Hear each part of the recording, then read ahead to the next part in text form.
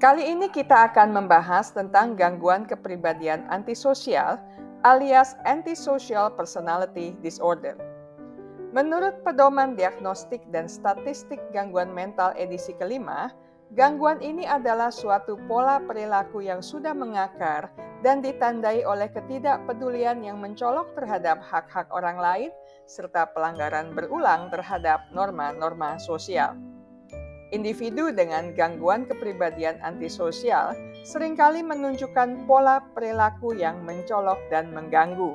Mereka secara konsisten melanggar norma-norma sosial seperti melanggar hukum, berbohong secara patologis, dan menipu orang lain untuk keuntungan pribadi. Impulsivitas adalah ciri khas mereka, seringkali bertindak tanpa perencanaan matang dan kesulitan merencanakan masa depan. Agresivitas juga menjadi bagian dari pola perilaku mereka yang ditandai dengan kecenderungan untuk terlibat dalam perkelahian fisik, mengancam, bahkan melakukan tindakan kejam terhadap hewan atau orang lain. Ketidakpedulian terhadap keselamatan diri dan orang lain sangat menonjol. Mereka sering mengambil risiko yang tidak perlu dan mengabaikan konsekuensi dari tindakan mereka. Salah satu ciri paling mencolok adalah kurangnya rasa penyesalan atau empati. Mereka tidak mampu untuk merasa bersalah atas tindakan merugikan yang mereka lakukan. Mereka sulit merasakan perasaan orang lain dan seringkali memperlakukan orang lain sebagai objek untuk dimanfaatkan.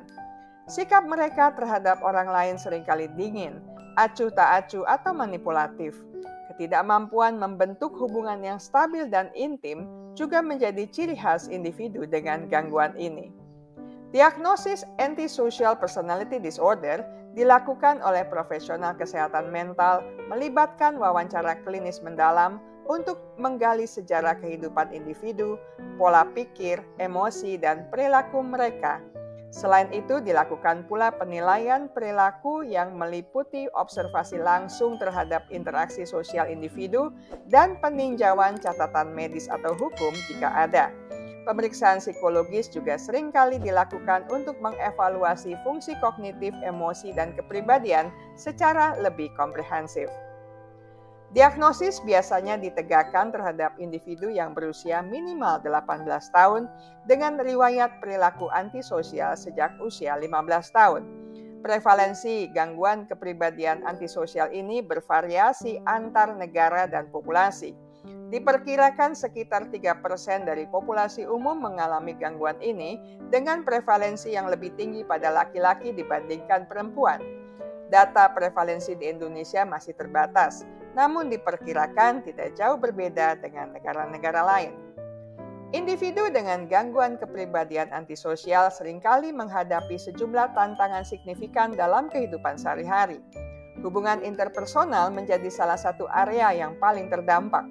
Mereka cenderung memanipulasi, mengeksploitasi, atau bahkan mengabaikan orang lain, membuat mereka kesulitan membangun kepercayaan dan keintiman. Akibatnya, isolasi sosial seringkali menjadi konsekuensi yang tak terhindarkan. Dalam dunia kerja, individu dengan gangguan kepribadian antisosial juga menghadapi kesulitan. Ketidakmampuan mengikuti aturan, ketidakstabilan pekerjaan, dan konflik interpersonal yang berulang membuat mereka sulit mempertahankan pekerjaan dan mencapai kesuksesan profesional.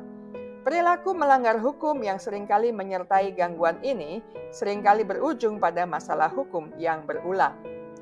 Kualitas hidup secara keseluruhan pun terpengaruh akibat pola hidup tidak sehat seperti penyalahgunaan zat, perilaku berisiko, dan isolasi sosial. Selain itu, gangguan mental lainnya seperti kecemasan, depresi, atau gangguan penggunaan zat yang seringkali menyertai gangguan ini semakin memperumit kondisi mereka. Secara keseluruhan, gangguan kepribadian antisosial dapat menciptakan lingkaran setan yang sulit diputus, di mana salah satu masalah memicu masalah lainnya, dan seterusnya. Perilaku manipulatif dan eksploitatif yang menjadi ciri khas individu dengan gangguan ini bagaikan racun yang perlahan merusakkan hubungan interpersonal. Ikatan keluarga yang seharusnya menjadi sumber kenyamanan berubah menjadi medan perang emosi, di mana kebohongan dan pengkhianatan menjadi makanan sehari-hari. Persahabatan yang dibangun dengan susah payah pun dapat hancur berkeping-keping akibat tindakan mereka yang tidak terduga dan seringkali menyakitkan. Bahkan dalam hubungan asmara, individu dengan gangguan kepribadian antisosial cenderung mengutamakan kepuasan pribadi tanpa mempertimbangkan perasaan pasangan. Kecenderungan untuk mengalami tindakan kekerasan baik secara fisik maupun verbal adalah bayang-bayang gelap yang selalu menghantui orang-orang di sekitar individu dengan gangguan kepribadian antisosial. Ancaman, intimidasi, dan serangan fisik menjadi bagian dari pola perilaku mereka yang sulit diprediksi. Ketakutan dan ketidakpastian yang terus-menerus menghantui korban membuat mereka hidup dalam kegelisahan yang mendalam. Trauma emosional menjadi luka mendalam yang sulit disembuhkan bagi orang-orang yang pernah dekat dengan individu dengan gangguan kepribadian antisosial. Manipulasi yang dilakukan secara sistematis membuat korban meragukan realitas dan persepsi mereka sendiri. Pengkhianatan yang berulang kali terjadi mengikis rasa percaya diri dan harga diri korban. Akibatnya mereka seringkali mengalami kesulitan dalam membangun hubungan baru dan merasa sulit untuk keluar dari bayang-bayang masa lalu. Kehadiran individu dengan gangguan kepribadian antisosial dalam sebuah keluarga dapat mengubah suasana rumah menjadi neraka. Konflik yang tak kunjung usai, kebohongan yang terus terungkap, dan ketakutan yang membayangi setiap anggota keluarga menciptakan lingkungan yang penuh tekanan dan ketidakstabilan.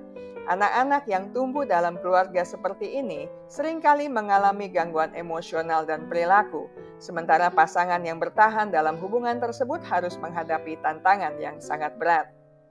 Selain dampak psikologis, perilaku kriminal dan masalah pekerjaan yang sering dihadapi individu dengan gangguan kepribadian antisosial juga menimbulkan beban finansial yang tidak ringan bagi keluarga atau masyarakat. Biaya pengobatan, rehabilitasi, dan kerugian materi akibat tindak kriminal menjadi beban tambahan yang harus ditanggung orang-orang di sekitar mereka. Terapi perilaku kognitif dan terapi dialektika perilaku menjadi dua pilar utama dalam upaya mengubah pola pikir dan perilaku individu dengan gangguan kepribadian antisosial. Melalui CBT, individu diajak untuk mengidentifikasi dan mengubah pola pikir yang disfungsional yang seringkali mendasari perilaku antisosial mereka. Sementara itu, DBT membekali mereka dengan keterampilan mengatur emosi, toleransi terhadap stres, dan komunikasi efektif yang sangat penting untuk membangun hubungan yang sehat. Selain psikoterapi, psikofarmakologi juga memegang peran penting dalam mengelola gejala gangguan kepribadian antisosial. Obat-obatan tertentu dapat membantu meredakan gejala seperti agresivitas, impulsivitas, dan gangguan mood yang seringkali menyertai gangguan ini. Namun penting untuk diingat bahwa obat-obatan hanyalah pelengkap terapi, bukan sebagai solusi tunggal. Intervensi sosial juga tidak kalah penting dalam proses rehabilitasi. Program rehabilitasi sosial dirancang untuk membantu individu dengan gangguan kepribadian antisosial mengembangkan keterampilan hidup yang diperlukan untuk berfungsi di masyarakat. Mereka diajarkan cara mencari pekerjaan, mengelola keuangan, dan membangun hubungan yang positif dengan orang lain. Melalui program ini, diharapkan individu dengan gangguan kepribadian antisosial dapat kembali berintegrasi ke dalam masyarakat dan menjalani kehidupan yang lebih produktif. Hidup berdampingan dengan seseorang yang memiliki gangguan kepribadian antisosial memang penuh tantangan. Namun ada beberapa langkah yang dapat Anda ambil untuk menjaga diri sendiri dan membantu orang yang Anda sayangi. Salah satu langkah terpenting adalah mengajak individu dengan gangguan kepribadian antisosial untuk mencari bantuan profesional. Dengan dukungan terapis yang berpengalaman, mereka dapat belajar mengelola emosi, mengubah pola pikir yang disfungsional, dan mengembangkan keterampilan sosial yang lebih sehat. Selain itu, menjaga jarak yang aman juga sangat penting. Terkadang perilaku berbahaya individu dengan gangguan kepribadian antisosial dapat membahayakan diri mereka sendiri maupun orang lain. Dengan menjaga jarak aman, Anda tidak hanya melindungi diri sendiri, tetapi juga memberi mereka ruang untuk introspeksi dan mencari bantuan. Penting untuk diingat bahwa Anda tidak sendirian dalam menghadapi situasi ini. Menghindari menyalahkan diri sendiri adalah langkah awal menuju penyembuhan. Ingatlah bahwa perilaku individu dengan gangguan kepribadian antisosial adalah cerminan dari kondisi mental mereka dan bukan kesalahan Anda. Untuk mendapatkan dukungan emosional dan informasi lebih banyak, bergabunglah dengan kelompok pendukung. Berinteraksi dengan orang-orang yang memiliki pengalaman serupa dapat membantu Anda merasa lebih dipahami dan tidak sendirian. Mereka dapat berbagi tips, strategi mengatasi, dan memberikan dukungan yang Anda butuhkan. Saya selesai sampai di sini. Kita akan bertemu lagi di minggu mendatang dengan topik menarik lainnya. Terima kasih untuk kesetiaan Anda bersama channel Bahas Psikologi. Ingat baik-baik, kesehatan mental Anda sangat berharga. Jagalah, pertahankanlah dengan sekuat tenaga.